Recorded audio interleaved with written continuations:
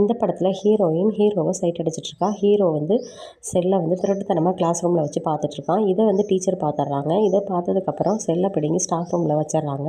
அதுக்கப்புறம் வந்து இவன் வந்து லஞ்ச் எடுக்க போகும்போது செல்லையும் வந்து பார்த்து எடுத்துட்றா. ஏன்னா ஹீரோயினோட அம்மா தான் வந்து அந்த டீச்சர். அதனால் செல்லையும் எடுத்துகிட்டு போயிட்டு அவள் பேக்குள்ளே வந்து போட்டுடுறா.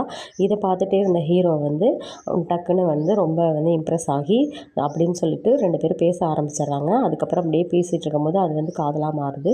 ரொம்ப நாள் வந்து இதே மாதிரி நான் தொடர்ந்துட்டுருக்கு. இன்னொரு பொண்ணு இன்னொரு பையனும் வந்து கிளாஸ் ரூமில் சீக்ரெட்டாக போய் கிஸ் அடிக்கிறாங்க.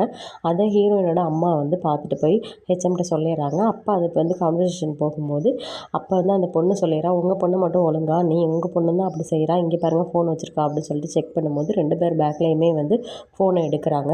இதுக்கப்புறம் வந்து அவங்க அம்மா வந்து கண்டிச்சு, நீ எனக்கு ரொம்ப பெரிய இது பண்ணிட்ட, இதுக்கப்புறம் வந்து நீ வந்து ஒழுங்காக இருக்கணும் அப்படின்னு சொல்லிட்டு வீட்டில் எல்லார்ட்டையும் சொல்லி சண்டை போட வைக்கிறாங்க. அதுக்கப்புறம் அவளை கொண்டு போய் ஹாஸ்டல்லையும் சேர்த்துட்றாங்க.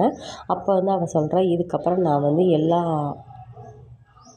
இதுக்கப்புறம் நீங்கள் நினச்சி பார்க்க முடியாத அளவுக்கெல்லாம் நான் வந்து எல்லா தப்பும் செய்வேன் அப்படின்னு சொல்லிட்டு அவங்க அம்மா கிட்ட சொல்லிவிட்டு அதுக்கப்புறம் தப்பெல்லாம் செய்ய ஆரம்பிக்கிறா. இந்த மூவியோட ஸ்டோரி பிடிச்சிருந்தா லைக் பண்ணுங்கள், ஷேர் பண்ணுங்கள், சப்ஸ்கிரைப் பண்ணிக்கோங்க.